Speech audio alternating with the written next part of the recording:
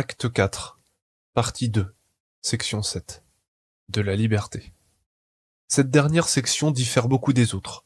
Il s'agit d'un point charnière qui nous fait passer d'un thème à l'autre. Cependant, il n'en est pas pour autant hors sujet. De fait, il éclaire toutes les sections de cette partie. C'est sa réflexion qui a motivé le mouvement de toutes les autres, et c'est l'aune de son présage qui a guidé la recherche de ce qui a précédé. Cependant, la liberté est davantage un principe éthique qu'un objet réel, car, lorsque nous parlons d'éthique, nous comprenons que vérité et fausseté n'ont plus le même sens. Dire donc qu'une éthique est vraie, c'est faire là un usage étrange du mot, qui renvoie nécessairement à une certaine manière de parler, à une métaphore. Autrement dit, et pour que cela soit parfaitement clair pour le spectateur, nous quittons maintenant le cadre de la science pour entrer dans celui de l'éthique. C'est-à-dire que nous quittons la réflexion de ce qui est pour aller vers celle de la manière dont le sujet veut être. Voir partie 3, section 1 de l'éthique. Or, de tout ce que nous avons vu, il est clair que le sujet est tellement déterminé que c'est s'avancer de beaucoup que de dire que la liberté est possible. Dans l'ordre de la nature, la liberté semble être une anomalie. Il est extrêmement difficile de conjuguer liberté et déterminisme. Pourtant, l'un comme l'autre semble vrai. D'une part, il est parfaitement certain que le sujet soit déterminé, mais, d'autre part, il est également certain que le sujet ait une part de liberté. Autrement, le sujet ne serait rien qu'un simple caillou, et parler de lui en tant que sujet n'aurait strictement aucun sens. Mais admettre la liberté, c'est admettre que le lien de causalité ne peut pénétrer au-delà d'un certain degré d'indétermination. En un mot, c'est admettre une nature intimement chaotique et la profonde incertitude de toute réflexion à son propos. En un mot, un sujet ne peut nier ni le déterminisme qui le contraint, ni sa propre liberté, et c'est pourquoi il est très difficile de parvenir à conjuguer ces deux idées. Il s'agit donc ici de comprendre, dans un monde déterminé, quelle est la part de liberté qui revient à un sujet, de bien comprendre la liberté qui lui est accordée afin que celui-ci puisse mettre en œuvre ses efforts de la manière la plus optimale à la réalisation de ses buts. Proposition 1. La liberté n'est jamais absolue. En tant que l'objet est le contenu du monde, qu'il n'y a rien dans le monde qui lui soit étranger, que l'existence d'un objet s'exprime nécessairement au travers de conditions d'existence, il suit de cela qu'un objet qui existe est nécessairement obligé d'exprimer cette existence au travers de conditions déterminées, autrement, c'est qu'il n'existe pas. Autrement dit, en tant que l'existence d'un objet s'exprime nécessairement au travers de conditions d'existence, et qu'un objet est nécessairement déterminé, exister, c'est exprimer cette existence d'une certaine manière au travers d'un certain ordre. Ainsi, un objet qui serait absolument libre serait un objet affranchi de toute condition, y compris celle de son existence. Il serait entièrement négatif, ce qui reviendrait à dire qu'il n'existe en rien. Dit encore autrement, nier les conditions d'existence, c'est nier ce qui existe. Or, dire qu'un objet est absolument libre, qu'est-ce faire sinon dire qu'il est affranchi de toute condition? Par conséquent, être, c'est nécessairement être d'une certaine manière. Un objet qui ne serait d'aucune manière reviendrait à dire qu'il n'existe pas. Ainsi, une liberté absolue serait une liberté affranchie de toute condition, autrement dit, ce serait un néant. C'est cette liberté sans détermination et sans condition qu'Hegel appelait la liberté du vide. En un mot, l'idée de liberté absolue n'a aucun sens, car seul peut être absolument libre ce qui n'existe pas. 2. La liberté est toujours relative. En tant que la liberté n'est jamais absolue, elle est nécessairement toujours relative. Autrement dit, en tant que l'ordre du monde s'exprime par des lois, la liberté doit nécessairement s'exprimer au travers de l'ordre du monde. C'est pourquoi elle est toujours relative aux conditions par lesquelles elle s'exprime. La liberté absolue, puisqu'elle s'affranchit de toute condition, est hors monde. De cela, il suit que, ou bien la liberté n'existe pas, ou bien nous sommes contraints de la reconduire dans les conditions du monde. On définit communément la liberté comme un état indépendant et autonome.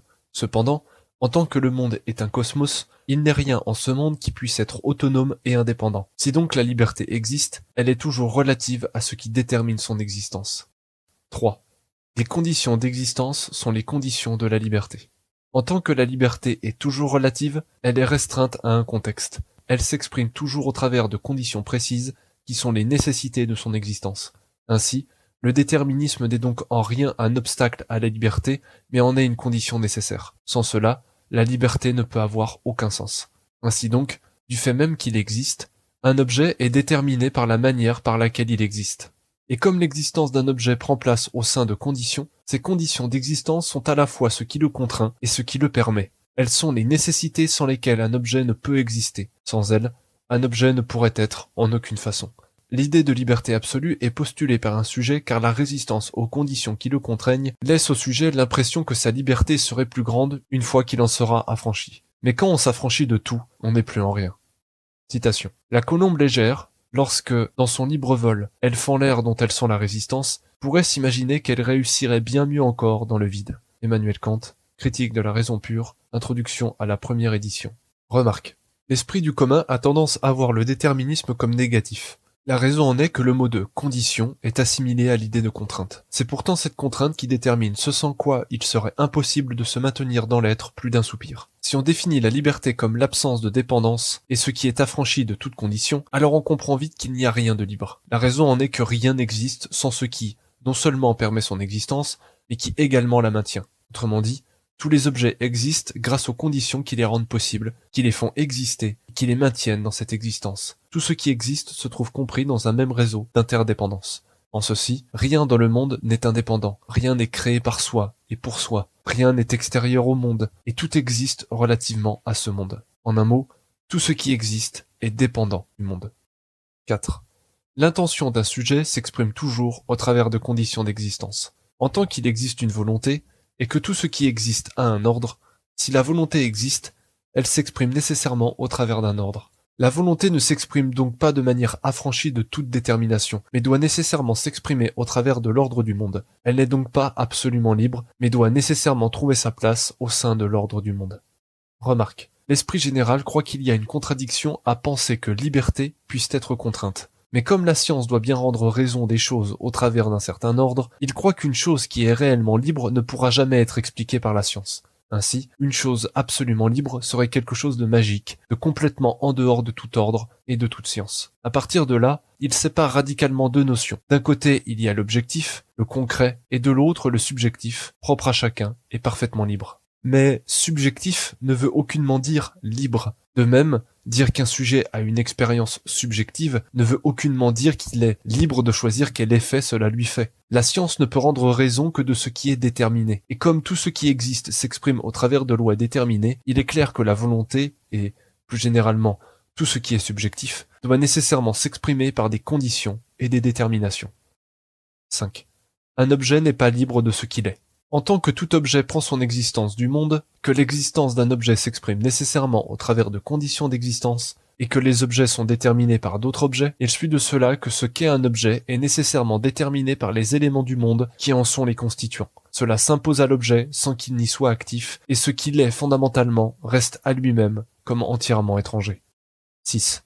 Un objet n'est pas libre de ne plus être ce qu'il est. En tant qu'aucun objet ne peut s'affranchir de sa nature propre, un sujet ne pourra jamais s'affranchir de ce qui est intrinsèquement nécessaire à sa nature propre. De plus, pour que quelque chose puisse se faire, encore faut-il que ce quelque chose soit. C'est donc faux de dire qu'un objet est une page vierge. Un objet se fait à partir de ce que le monde a produit de lui. En tant que les conditions d'existence d'un objet impliquent en lui des propriétés qui sont nécessaires, on ne peut pas nier ces propriétés sans d'un même coup nier l'objet qui les exprime. Dit encore autrement, des conditions d'existence impliquent pour l'objet des propriétés qu'il est impossible de nier, car ces propriétés sont le produit des conditions mêmes de son existence. C'est d'ailleurs ainsi que s'exercent les plus grandes violences, car certains se font fort de libérer les sujets de ce dont ils ne peuvent s'affranchir. Violés dans ce qu'ils sont intimement, violentés dans leur chair, et l'esprit torturé par un impératif moral qu'ils ne peuvent satisfaire, les sujets tombent alors dans un dénuement psychologique total et ne sont physiquement plus capables de grand-chose. Ainsi donc, exiger d'un homme qu'il n'aime ou ne désire la chair est aussi absurde que d'exiger de lui qu'il cesse de manger, de boire, ou même de respirer. Par conséquent,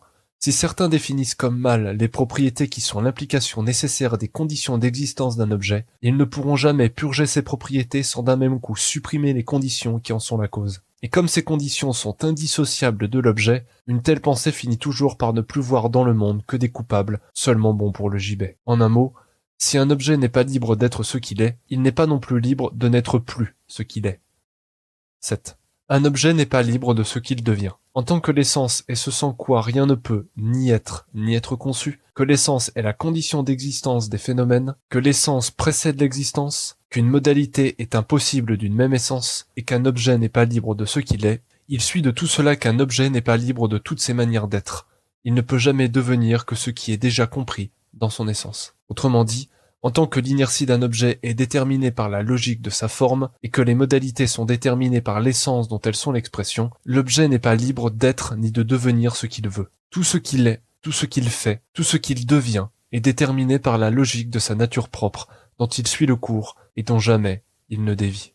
Dit encore autrement, en tant qu'un objet ne peut s'affranchir de sa nature propre, aucun objet ne peut cesser d'être ce qu'il est fondamentalement. En un mot, l'objet n'est pas libre ni dans ce qu'il est, ni dans son inertie. Un objet ne devient donc jamais qu'une certaine manière d'être de ce qu'il est fondamentalement. 8.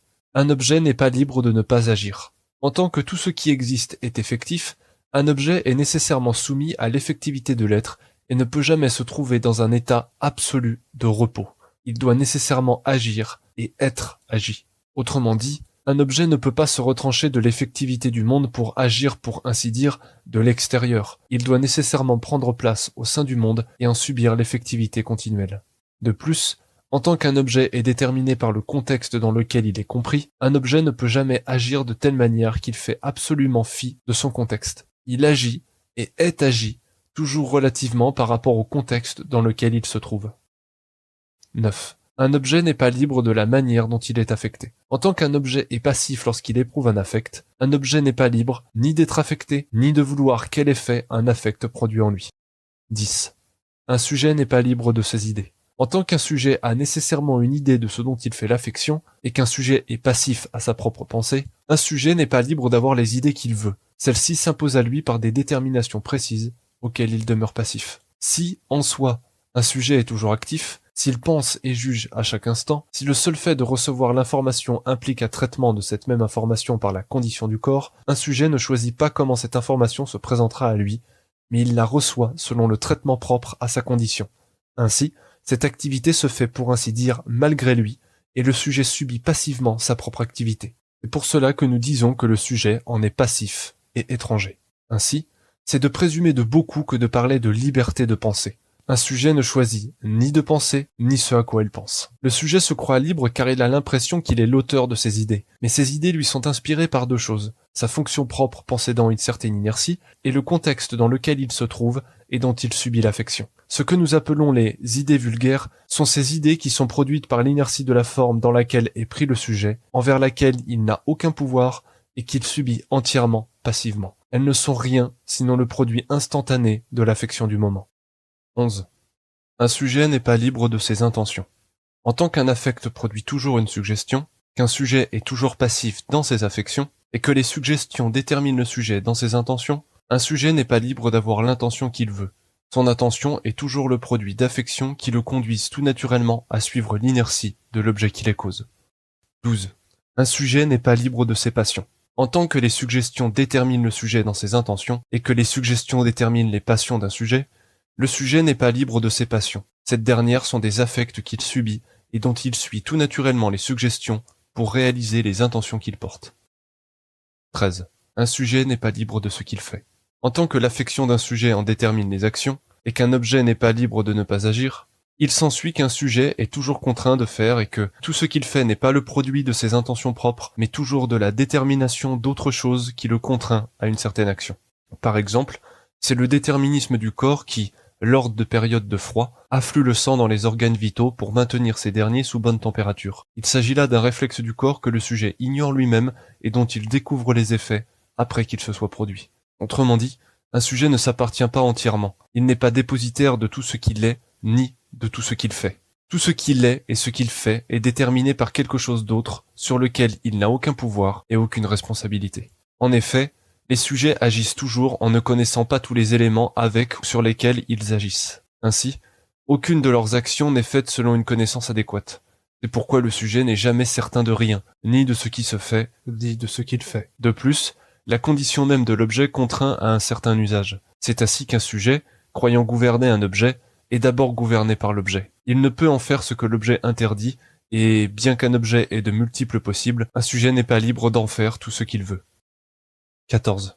L'action d'un sujet témoigne davantage des conditions qui le déterminent que de ses propres intentions. En tant que l'intention d'un sujet s'exprime nécessairement au travers de conditions d'existence, tout acte d'un sujet n'est pas réductible à ce même sujet. L'action d'un sujet témoigne toujours d'un ensemble de conditions qui participent de la détermination de ses actes. D'une manière très stricte, Il n'y a absolument rien qu'un sujet puisse faire dont il soit parfaitement et complètement responsable. Son action exprime toujours des conditions envers lesquelles il demeure passif. De plus, ce serait une erreur de considérer un acte indépendamment de tout ce qui le conditionne. Un acte d'un sujet ne témoigne pas tant de l'intention du sujet que des conditions qui le déterminent. L'action d'un sujet n'est donc pas le produit d'une volonté pure, affranchie de toute condition, mais est toujours le produit de conditions en présence qui, par conséquent, en déterminent la manière d'être. Ainsi, selon les conditions dans lesquelles il se trouve, les actions des individus pour les mêmes intentions peuvent varier du tout au tout. Mais comme, d'un même effet, s'ensuit différentes représentations, et que, une fois désolidarisée de l'affect qui la motive, l'action perd sa raison, un sujet peine à comprendre la raison des actions d'autrui. Autrement dit, on ne peut pas comprendre l'acte d'un sujet sans comprendre ce qui le détermine. Il arrive souvent que les actions d'un sujet étonnent, qu'elles n'apparaissent pas logiques ou même complètement absurdes. La raison en est que les actions d'un sujet ne sont pas le produit d'une raison pure, mais bien une lutte du sujet contre tout ce qui le détermine. Quand on lit les livres d'histoire, on a parfois le préjugé que les individus agissent selon des principes moraux, trouvant leur logique dans l'expression des lois de la raison pure. Mais cela est faux, et c'est pour cela que l'on peine à en comprendre les actions. En un mot, les actions d'un sujet témoignent toujours d'une tension entre l'intention d'un sujet et les conditions matérielles qui le déterminent. Citation. Il pensa qu'au moment de crise, ce n'est pas contre un ennemi extérieur qu'on lutte, mais toujours contre son propre corps. En cet instant même, en dépit du gin, la douleur sourde qu'il sentait en ventre rendait impossible des réflexions suivies. Il en est de même, comprit-il, dans toutes les situations qui semblent héroïques ou tragiques. Sur le champ de bataille, dans la chambre de torture, dans un bateau qui sombre, les raisons pour lesquelles on se bat sont toujours oubliées, car le corps s'enfle jusqu'à emplir l'univers, et même quand on n'est pas paralysé par la frayeur ou qu'on ne hurle pas de douleur, la vie est une lutte de tous les instants contre la faim, le froid ou l'insomnie, contre des aigreurs d'estomac ou contre un mal aux dents. Orwell, 1984, chapitre 8. 15. Les conséquences d'un acte d'un sujet dépassent toujours l'intention que le sujet avait de cet acte. En tant qu'il n'y a pas d'épiphénomène, tout phénomène a une action sur le reste d'une manière ou d'une autre. Il suit de cela que l'action d'un sujet n'est pas fermée sur elle-même, mais qu'elle a nécessairement une incidence sur le reste. C'est pourquoi le sujet, ayant l'intention de faire quelque chose et l'impression de ne réaliser que ce dont il a le désir, ne comprend pas que cette réalisation a des conséquences qui dépassent toujours le cadre que son intention lui a prescrit. Mais comme, en outre, le sujet est contraint de faire, il s'ensuit que le sujet n'a pas la connaissance adéquate de ce qu'il fait, et que les conséquences de ses actions échappent toujours, quand il est ignorant, à l'intention qu'il en a. En clair, un sujet possède des intentions, c'est-à-dire des actes qui témoignent d'une volonté. Et c'est en vertu de ces intentions qu'un sujet fait quelque chose. Mais l'enchaînement des causes et des effets dépasse toujours le cadre de la simple attention de ces actes. Il peut ni le vouloir, ni même le penser, mais c'est pourtant ce qu'il fera. C'est ainsi que, d'un feu d'allumette, se produit un feu de forêt. De cela il suit que les hommes ne savent pas ce qu'ils font, qu'ils ne savent ni l'enchaînement des causes dans lequel leurs actes se font, ni ce qui les a causés, ni ce qu'ils causeront, qu'ils le font car ils en éprouvent le désir dû à une certaine intention, mais que les conséquences mêmes que leurs actes contiennent leur sont à eux-mêmes entièrement étrangers. 16.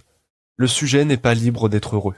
En tant qu'un sujet n'est ni libre de la manière dont il est affecté, ni de ses intentions, ni de ses passions, il est nécessairement limité dans ses prétentions. Autrement dit, en tant que le monde est tout ce qui est, et que tout ce qui existe est dans le monde, le bonheur a toujours un objet.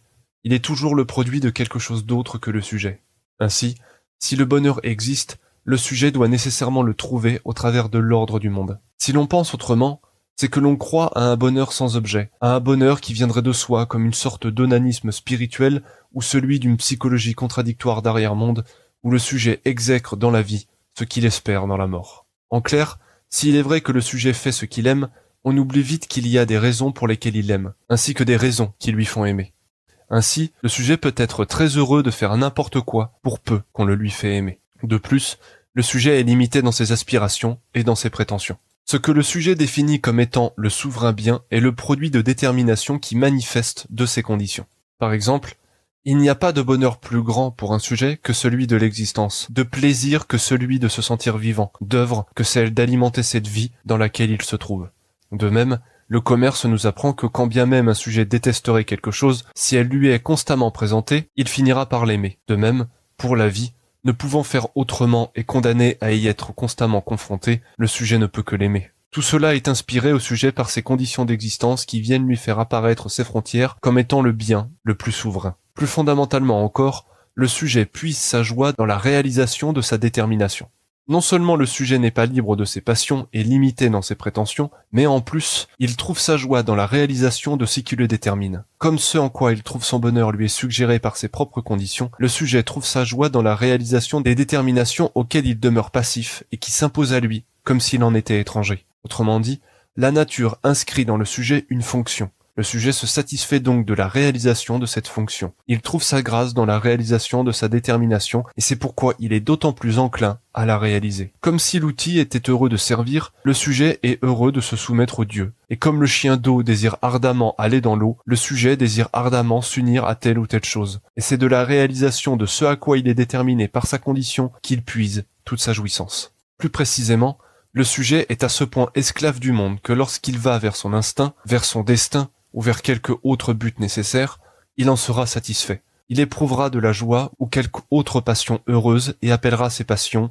liberté, et toutes ses entreprises viseront à l'atteindre. En un mot, le sujet désire son joug, prend plaisir à en faire l'expérience et aspire à en réaliser la fin.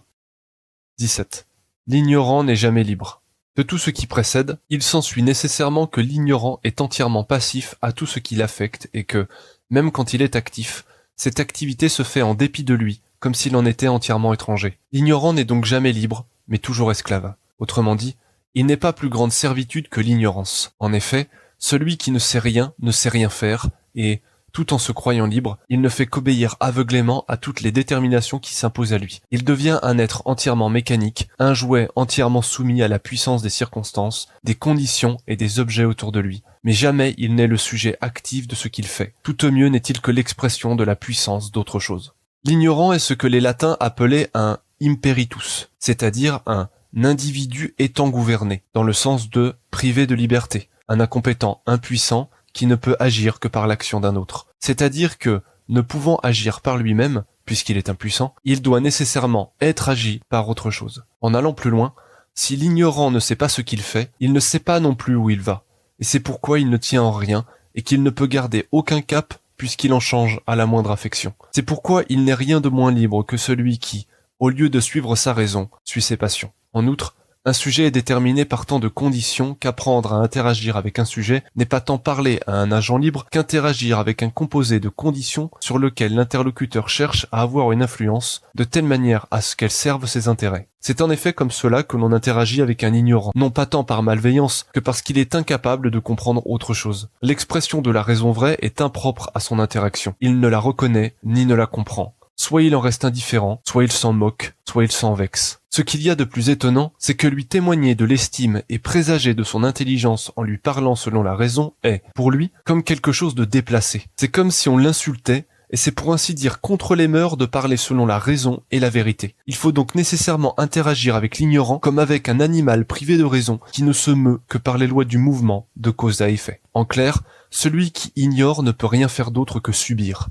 Il est entièrement impuissant et passif, même dans son activité. Autrement dit, c'est toujours par impuissance qu'un sujet est ignorant. Et comme il n'est plus maître de lui, nous disons qu'il ne s'appartient plus. Ainsi, quand nous disons qu'un sujet ne s'appartient plus, nous disons que les déterminations extérieures se sont substituées à cette partie en lui qui avait le pouvoir de s'autodéterminer. Il est guidé par elle, plus qu'elle, par lui. Citation. L'homme sensible a perdu son pouvoir d'autodétermination dès le moment où, accueillant une sensation, il a été par elle déterminé passivement. Il faut d'abord qu'il recouvre le pouvoir de se déterminer en passant de l'état de détermination passive à l'état de détermination active. Schiller, Lettres sur l'éducation esthétique de l'homme, 23e lettre. En un mot, l'ignorance implique la passivité, c'est-à-dire que le sujet subit son état malgré lui. Citation. Il n'y a d'esclave que celui qui fait mal, car il le fait toujours malgré lui. Rousseau, Émile ou de l'éducation, livre 5. 18. Un sujet est passif quand la charge de son activité est déportée sur un tiers. Comme nous l'avons dit, un sujet est passif quand les déterminations extérieures se sont substituées à sa volonté. Et de même qu'un sujet ne s'appartient plus quand il n'est plus maître de lui, de même, un sujet est passif et n'est plus le maître de lui quand la charge de son activité est déportée sur un tiers qui, dès lors, assure cette activité. Plus précisément, par la force des choses, le sujet se repose sur ses obligations en déchargeant celles-ci sur un tiers qui en assure l'activité. À partir de ce moment, il cesse d'être libre et actif dans cette activité. Bien que ce tiers soit comme une extension du sujet, comme il ne la maîtrise pas, il en demeure passif. Il en est donc dépendant et même asservi. Il en subit l'activité comme quelque chose d'entièrement étranger. De cela, il s'en est suivi que le sujet est de moins en moins capable d'assurer ses besoins et de satisfaire ses obligations par lui-même. Le progrès et le luxe le rendent de plus en plus dépendant de ce qui en assure la satisfaction à sa place. C'est pourquoi il accueille comme la fin du monde la moindre des choses touchant à ses tiers. C'est également pourquoi, si un sujet veut être libre, il devra nécessairement apprendre un corpus de compétences qui sont indissociables de sa capacité d'action et qui, s'il ne les possède pas, reviendra à être aveugle et passif, comme un enfant dépourvu d'alphabet. 19. Le monde a sa volonté propre. En tant qu'il existe une intelligence universelle, les phénomènes se produisent toujours relativement à cette intelligence et portent donc en eux la marque d'une intention.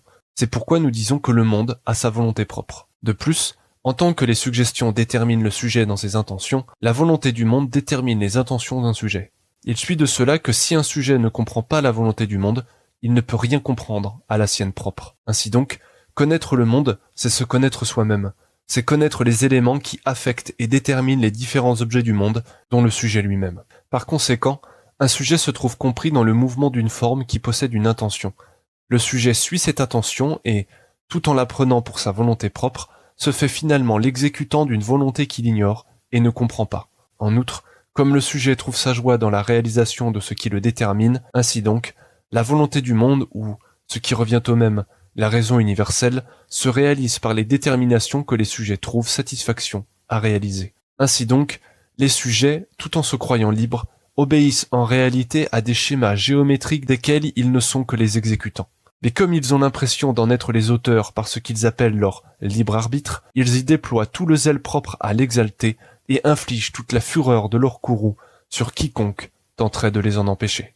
C'est quelque chose qui dépasse le libre arbitre. L'habitus, le contexte dans lequel se trouve un sujet, agit directement sur sa volonté. Un sujet est conditionné par le contexte dans lequel il se trouve. Aussi, des individus dans un même contexte possèdent sensiblement les mêmes idées, et si un sujet ne comprend pas les lois du contexte dans lesquels il se trouve, il ne peut se comprendre lui-même, il ne peut agir librement. Par exemple, ce jour du 20 juin 1792, la foule, tout en se croyant libre, fit à ce pauvre Louis XVI ce que déjà le prévôt des marchands fit au jeune Charles V le 22 février 1358. De même, la noblesse fit ce jour du 20 juin 1789 ce qu'elle fit toujours depuis qu'elle s'était composée en caste, c'est-à-dire fonder les intérêts de la nation au profit des leurs propres, tout en invoquant le bien public en se présentant comme la représentation nationale. Aucun de ces bourreaux ne se connaissait, aucun ne vécut ensemble à la même époque. Pourtant, éblouis par leurs idées, ils ne virent pas qu'ils ne firent que ce qui fut déjà, et que, croyant obéir à leur propre volonté, ils obéissaient aux schémas dans lesquels les poussaient les conditions présentes depuis bien longtemps alors. C'est toute la force des mythes fondateurs. Les auteurs ont perçu quelque chose qui n'a eu de cesse de se manifester au cours des âges. Par exemple, le mythe de Romulus et Rémus exprime que deux frères, nourris au lait d'une même louve, se disputent pour le droit de nommer la ville et donc de la gouverner. La montagne où se retrouvera le plus de vautours, là encore figure très symbolique, sera celle sur laquelle la ville sera fondée, et là où se dessinera l'enceinte sacrée que l'autre n'aura pas le droit de traverser. Rémus, par jalousie ou par provocation, entre dans la zone interdite et est tué par Romulus. Peu importe les versions, il en reste que Rome, pour être fondée par un Romain, nécessite la mort de son frère qu'il doit tuer lui-même. Dans ce récit se trouve tout Rome. Toute la tragédie de l'histoire romaine consistait à savoir qui des deux frères était Romulus et qui était Rémus. Quelle était l'enceinte interdite ? Lorsqu'on ne connaît pas son destin, tout paraît possible. Ce destin romain est exprimé dans son essence la plus pure dans les fameux mots de Jules César lors de sa traversée du Rubicon. Alea, jacta, est. Ce sont précisément ces schémas géométriques qui donnent toute la force de l'histoire. Ce sont eux qui permettent de savoir ce qui va advenir. Ils sont une clé pour comprendre le passé et pour connaître l'avenir. L'histoire d'un peuple ne se déroule que conformément à la logique de son esprit, nous disons, à sa psychologie. Remarque. En résumé de tout ceci, nous disons que le sujet n'est libre, ni dans ce qu'il est, ni dans ce qu'il devient, ni dans ce qu'il fait, ni dans ses affects, ni dans ses idées, ni dans ses intentions, ni dans ses passions, et ni même dans son bonheur. Le sujet croit être libre car il fait ce qu'il fait, et comme il a l'idée de ce qu'il fait, il croit qu'il en est l'instigateur et l'agent libre. Mais toutes ses idées et ses actions sont déterminées par des causes dont il est étranger, qu'il ne comprend pas et qu'il ne contrôle pas. Tout se produit un peu à la manière d'un amateur d'échecs en face d'un grand maître qui, certes, bougerait les pièces, qui, entièrement sous le joug de la stratégie du maître, serait incapable de s'en extraire et, ne voyant jamais au-delà du coup qu'il fait, croirait agir de lui-même alors qu'il ne ferait rien sinon réaliser les coups forcés auxquels la stratégie du maître le contraint. En un mot, ce n'est pas parce que le joueur bouge une pièce qu'il est libre de ce qu'il fait. Le sujet dit que ses idées sont les siennes, mais il ne sait pas même comment elles émergent ni d'où elles viennent. Il se contente de les exprimer en suivant tout naturellement le cours. Le sujet se croit donc libre lorsqu'il ignore les lois qui le déterminent, mais dans cet état d'ignorance, il ne sait ni ce qu'il fait, ni comment, ni même pourquoi. Il n'est donc rien de moins libre que la nature. 20. La liberté existe. De même que la volonté existe, la liberté existe bel et bien. Plus précisément, un sujet est un objet qui, à partir d'un certain degré d'évolution, parvient à un tel niveau d'intelligence qu'il accède à la pensée de soi. Ce faisant, il quitte cette simple effectivité de l'être pour accéder à ce que nous nommons la volonté, c'est-à-dire à cette extraordinaire faculté qui permet au sujet de participer à sa propre détermination. Un peu d'anatomie nous apprend qu'il existe 3 zones générales du cerveau humain, le tronc cérébral, le système limbique et le cortex cérébral. C'est cette dernière zone, ultime instance de l'évolution, que réside tout l'intellect humain. Le cortex cérébral, c'est-à-dire la réflexion consciente, prend le pas sur le tronc cérébral, c'est-à-dire sur les besoins primaires de survie. La seule liberté d'un sujet réside donc dans la pensée. Tout le reste n'est que pur mécanisme automatique. Le sujet n'est donc pas entièrement passif à tout ce qu'il est, mais possède, en lui, la capacité de participer à sa détermination. Cette faculté est certes considérablement contrainte par le reste des conditions. Elle n'est qu'une goutte d'eau dans l'océan du monde, mais c'est dans cette goutte d'eau que le sujet puise toute la source de sa liberté. Citation. Je ne suis donc pas simplement un être sensitif et passif, mais un être actif et intelligent, et, quoi qu'en dise la philosophie, j'oserais prétendre à l'honneur de penser. Jean-Jacques Rousseau, Émile ou de l'éducation, profession de foi du vicaire savoyard.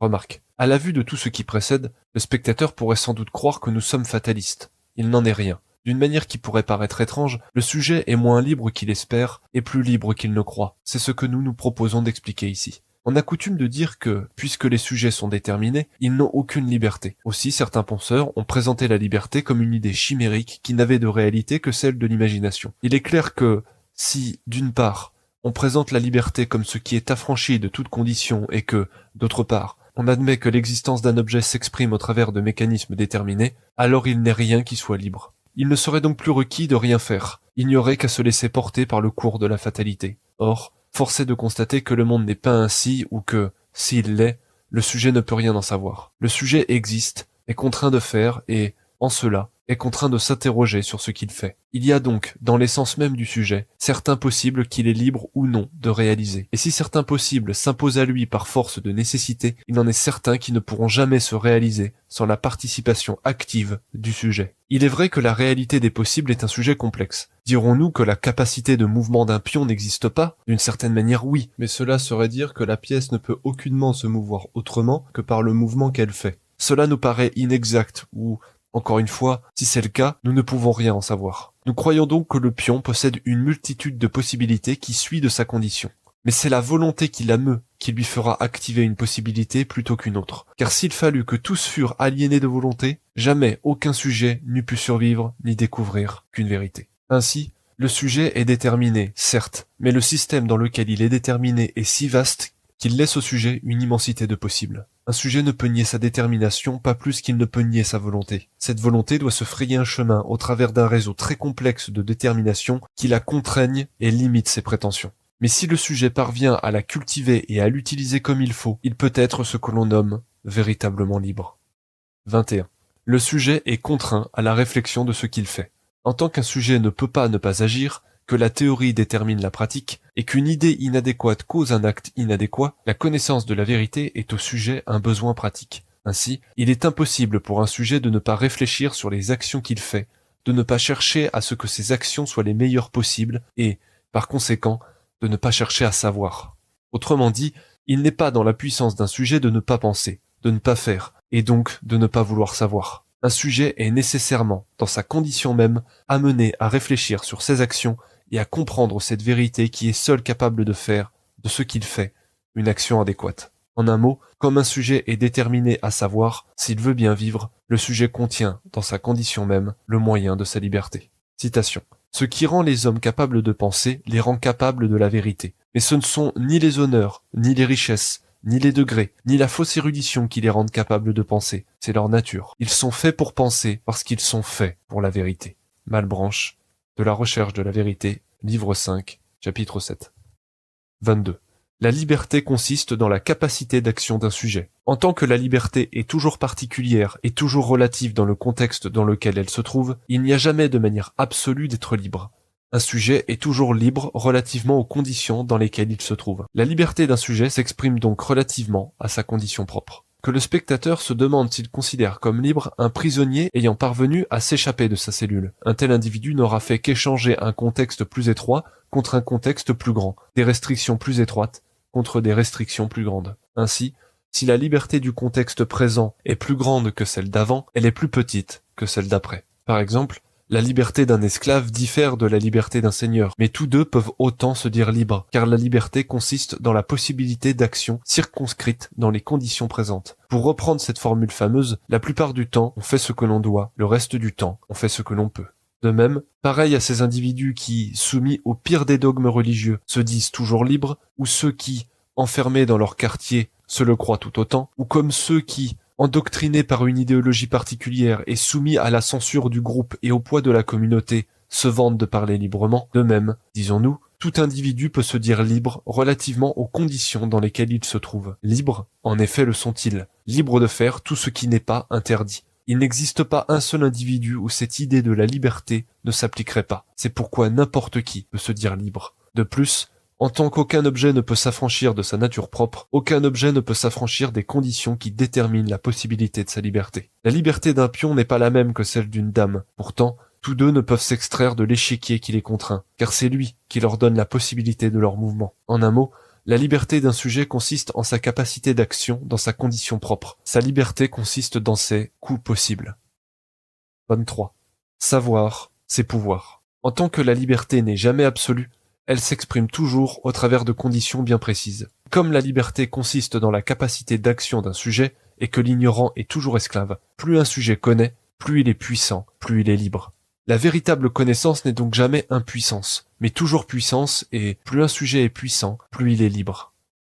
24. La connaissance est la condition de la liberté. En tant que savoir, c'est pouvoir, il s'ensuit nécessairement que la connaissance est la condition de la liberté. Autrement dit, en tant que la connaissance augmente la puissance, elle est une condition de possibilité de la puissance, et donc de la liberté. Plus un sujet connaît, plus il peut agir. Plus précisément, il y a deux conditions de la liberté, le savoir et le pouvoir.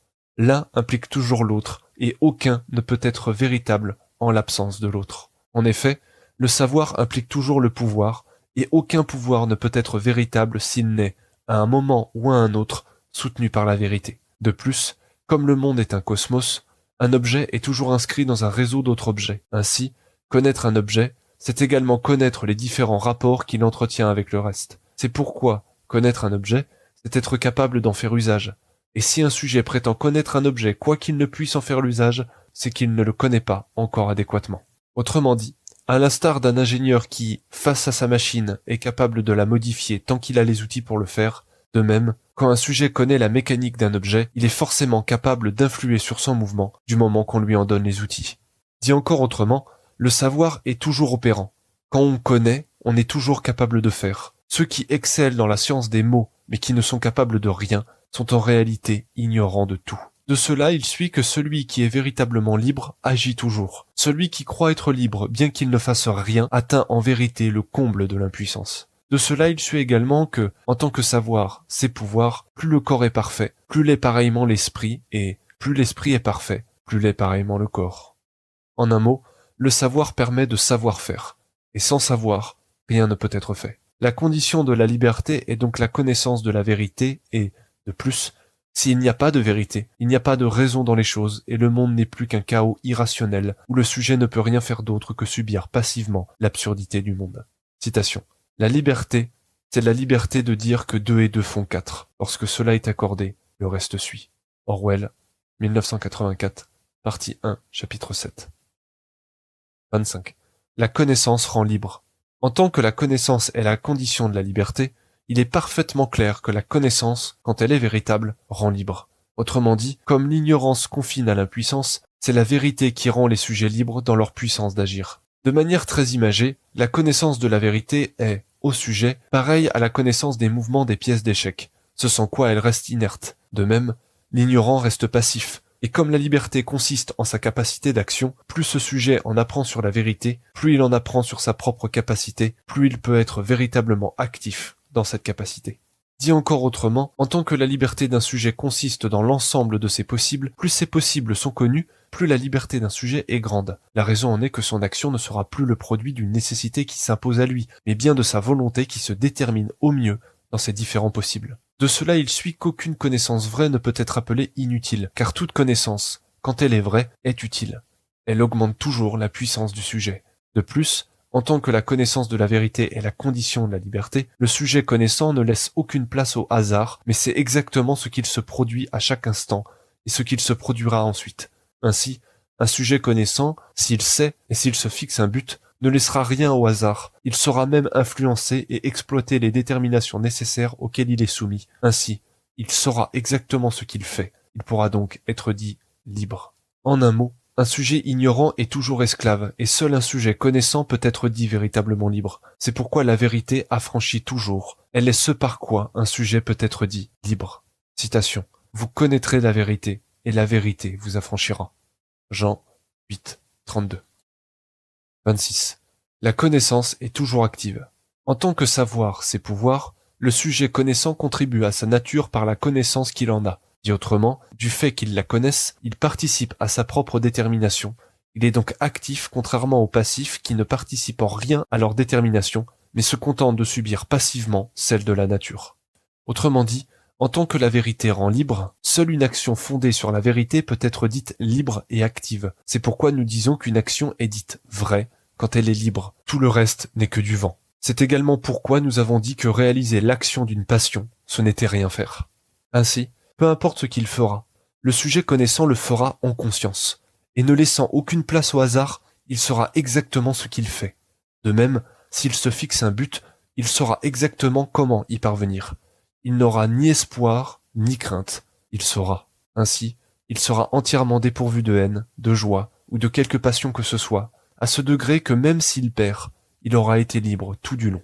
En clair, seul un sujet connaissant peut être dit actif, quand bien même il consacrerait sa vie à la contemplation immobile, s'il sait, il ne pourra s'empêcher de faire ni d'être actif, tandis que l'ignorant, s'il ne peut s'empêcher de faire, demeure passif. En un mot, seul le sujet connaissant agit véritablement. Citation. Celui qui est conscient demeure actif. Dhammapada 91. 27. Être libre ne consiste pas tant à s'affranchir de la sensibilité qu'à exploiter celle-ci. En tant qu'un objet est passif quand il éprouve un affect, et que rien ne peut exister en dehors de la sensibilité, un sujet actif n'est donc pas libre indépendamment de ce qu'il subit, mais à propos de ce qu'il subit et qu'il l'exploite afin de le conformer à son but. Autrement dit, un sujet ne peut s'affranchir de la sensibilité. Aussi, il ne s'agit pas pour un sujet de nier ses passions ni de les détruire afin d'être libre, mais bien de les maîtriser du mieux qu'il lui soit permis et d'en avoir un exercice libre et actif. Dit encore autrement, en tant que le monde a sa volonté propre et que le sujet se trouve compris dans une forme dont il suit toujours l'inertie, il ne doit pas chercher à s'en extraire ou à constamment résister contre elle, car, de fait, toute rébellion contre cette inertie n'en serait que le prolongement. Le sujet doit donc bien plutôt la comprendre et chercher les moyens de l'exploiter au mieux de ce qui lui est permis. La lutte contre la nature ne doit pas se faire par un affrontement de deux camps. Si tel était le cas, le sujet serait toujours perdant. Cette lutte doit se faire par la connaissance du monde par laquelle le sujet dompte la nature. C'est parce qu'il la connaît qu'il sait comment l'exploiter au mieux de ses intérêts. Dit autrement, être libre, c'est prendre de la distance avec l'impulsion des mouvements et des affects pour ne pas aveuglément produire l'acte qui en est la cause nécessaire, mais bien comprendre le fil des causes et des effets pour savoir quel acte est le plus adéquat. Il s'ensuit que la connaissance de la vérité doit nécessairement entraîner une pacification des passions. Non pas tant qu'un sujet ne ressentirait plus rien ou qu'il choisirait comment il réagit, mais bien en tant qu'il en est moins intensément affecté. Si les affects et les passions sont nécessaires, plutôt que de se laisser noyer dans leur ivresse, il faut bien plutôt les rapporter à la vérité pour aider à avancer sur le chemin de la vertu. Une passion n'est donc pas inutile ni mauvaise en soi. Il faut simplement parvenir à la rapporter à quelque chose d'autre plutôt que de simplement réaliser aveuglément l'attention qu'elle porte, comme si l'on était son esclave. En un mot, les passions doivent être l'occasion de réaliser les décrets de la raison, et non les causes qui la déterminent. 28. Le sujet est capable, par sa réflexion, de produire des objets capables de dépasser les limites de sa nature propre. Dit autrement, tout comme la main est finie dans sa forme, mais possède une puissance d'acte très grande, elle peut créer des objets qui pallient à ses limites, contrairement aux animaux qui sont des objets fixes et qui n'ont de puissance que celle de faire uniquement ce à quoi leur nature les oblige. Pareillement, l'esprit humain est limité, mais possède en lui la possibilité d'une grande capacité et peut, par sa réflexion, faire énormément, ou bien directement, c'est-à-dire par sa nature propre, ou indirectement, c'est-à-dire par la création d'autre chose qui lui le permet et qui est dans sa puissance. En simple, il n'est pas dans le pouvoir de la main de soulever le rocher, mais il est dans le pouvoir de la main de construire un outil capable de soulever le rocher, ce qui, au final, revient au même. De plus, comme il n'y a rien de radicalement différent ni d'étranger au monde, le sujet peut en affluer le cours sans en dénaturer l'existence. 29. Un sujet ignore les possibilités de sa condition. En tant que le sujet a nécessairement de l'existence une idée inadéquate, et qu'une idée inadéquate cause toujours un acte inadéquat, un sujet n'a donc pas l'idée adéquate de sa condition. Il ne sait donc pas ce qu'il peut faire, et doit parier sur sa capacité lorsqu'il cherche à faire quelque chose. Dit autrement, qu'un sujet ne puisse faire que ce qui est conforme à ses conditions, cela est certain. Mais qu'il connaisse ces mêmes conditions, cela est moins sûr. On prétend traiter les sujets selon leurs conditions, entendu par cela celles qu'on leur donne, mais, en vérité, nul ne connaît la capacité exacte d'un sujet. Certains disent qu'il faut prendre les gens comme ils sont, mais que savent-ils de ce qu'ils sont? Que savent-ils de ce dont ils sont capables? On ne peut pas statuer des capacités d'un sujet par un seul regard, et nul ne peut parfaitement présager de ce qu'un individu peut faire, que ce soit en mal comme en bien. C'est pourquoi, quand un sujet entreprend de faire quelque chose, il doit toujours présager de ses capacités, il doit toujours faire l'hypothèse de sa réussite et croire qu'il est en mesure de réussir ce possible qu'il cherche à réaliser. Et bien que la liberté consiste dans les possibles d'un sujet, comme celui-ci ignore ses propres possibles, il n'est jamais parfaitement actif dans la réalisation de ses possibles. Ceci s'impose à lui par la force des choses. De plus, comme nous l'avons dit, il n'est pas certain qu'il y ait d'autres possibles à ce que fait le sujet. Celui-ci ne doit pas omettre l'idée qu'il n'existe peut-être aucune liberté, et que les objets ne font rien, sinon suivre le fil de leur destin. Au fond, le sujet n'en sait rien. C'est pourquoi il s'agit de faire comme. Puisque, au fond, le sujet ne sait pas s'il y a d'autres possibilités à ce qu'il fait, il convient de le faire au mieux de ce qu'il peut. Plus précisément, de puissance, c'est beaucoup s'avancer que de dire qu'il y en a. Nous disons que nous n'en savons rien et que, à défaut de savoir, nous faisons comme si. Ainsi donc, s'il est possible au sujet de changer son destin, nous ne savons. Tout ce que nous savons est que, comme nous l'avons vu ailleurs, un sujet fait ce qu'il peut avant que son destin ne lui soit révélé. En définitif, et dit très trivialement, un sujet fait ce qu'il peut avec ce qu'il a. Dès lors, la vie d'un sujet est un effort contre cette fin dont il ignore l'instant, contre sa faiblesse qu'il ne connaît pas, et pour sa puissance qu'il ne peut que supposer. Remarque. Pour que cela soit un peu plus clair au spectateur, nous aimerions résumer ce dernier point par un mythe. Dans la mythologie nordique, Odin est le plus grand des dieux, le père de tout. Bien que la civilisation nordique soit considérée comme étant très guerrière, on s'étonnera peut-être d'apprendre que celui qui se trouve à son sommet incarnait la sagesse, ou plutôt la quête de la sagesse. Odin, en vérité, était le dieu de la sagesse, le dieu de la connaissance, non pas en tant qu'il la possède, mais en tant qu'il la poursuit, qu'il la recherche toujours. Odin était inquiet du sort du monde et du voile sombre que le Ragnarok jetait sur l'horizon. Il cherchait un moyen de l'éviter par une quête de vérité qui lui permettrait de connaître la solution à ce funeste destin. Mais le Ragnarok était inéluctable. C'était le destin, écrit depuis l'origine par les Nornes et, chez les Nordiques, on n'échappe pas à son destin. Comme souvent dans les prophéties, chercher à en éviter le destin ne fait que nous y projeter plus vite. Mais l'enjeu n'est pas là. L'enjeu pour Odin était de connaître la vérité, d'accéder à l'essence des choses. C'est pourquoi la vie d'Odin est une quête toujours plus profonde de la nature des choses afin de dénouer le fil du destin, de prendre les rênes du futur, de maîtriser son avenir, de repousser toujours plus cette fin inéluctable qui se tient toujours au loin. En cherchant à éviter sa fin, Odin produit un processus de création toujours nouveau et c'est précisément pour cela qu'il est le père de tout. Conclusion. Que pouvons-nous ajouter à cela? Peut-être ceci. Le sujet ignore tout de son destin, des causes qui le déterminent et de la capacité d'action qui lui est attribuée. Au milieu de ce maelstrom de causes et d'effets, d'affects et de passions, le sujet ne peut avoir qu'une seule certitude, la foi en lui-même. De la même façon que la nécessité de l'idée adéquate impose au sujet de recourir à des hypothèses envers lesquelles il ne peut, au fond, avoir aucune certitude, de même, cette même nécessité impose au sujet d'avoir la présomption de ses capacités, l'orgueil de croire au possible, c'est-à-dire, en un mot, d'avoir foi en lui. Cette foi Paradoxalement, le sujet ne peut en avoir aucune certitude. C'est pourquoi il doit continuellement chercher à en justifier la raison par un perfectionnement de son corps et de son esprit. Un perfectionnement qui ne peut se faire que par un effort toujours tendu vers la vérité. Qu'est-ce qu'un homme libre? C'est un homme qui sait, qui peut, qui est véritablement actif et qui, par conséquent, est en mesure de participer au mieux à sa propre détermination. C'est un homme qui fait au mieux de ce qu'il peut. Un homme qui a la capacité de satisfaire les besoins auxquels il est dépendant sans ployer sur leurs joues. C'est savourer le plaisir de ses passions sans en être l'esclave. C'est voguer où il veut dans ce vaste univers. Vivre où que la vie le porte. Car il sait que, où qu'il soit, il saura y vivre. C'est avoir continuellement dans le cœur cette fleur du bonheur toujours abreuvée de cette eau de vie dont la source est dans la main. C'est se tenir serein et tranquille en face de l'aube naissante. C'est vivre sans peur, sans angoisse, sans crainte de rien ni de personne, pas même de la nuit qui tombe à la venue du soir, ni même de ce que découvre la lumière du jour.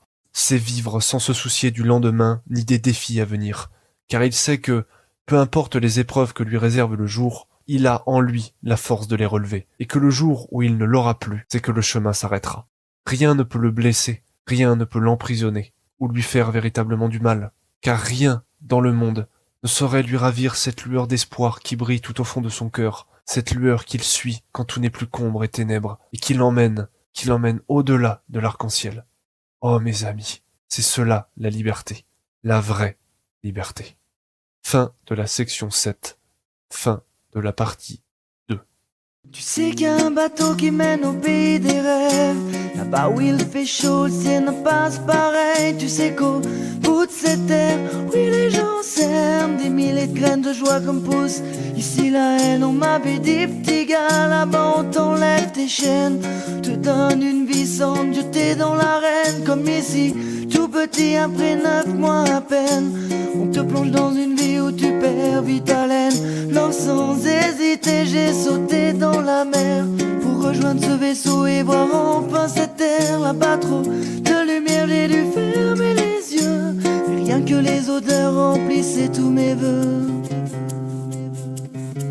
I just wanna be free in this way, just wanna be free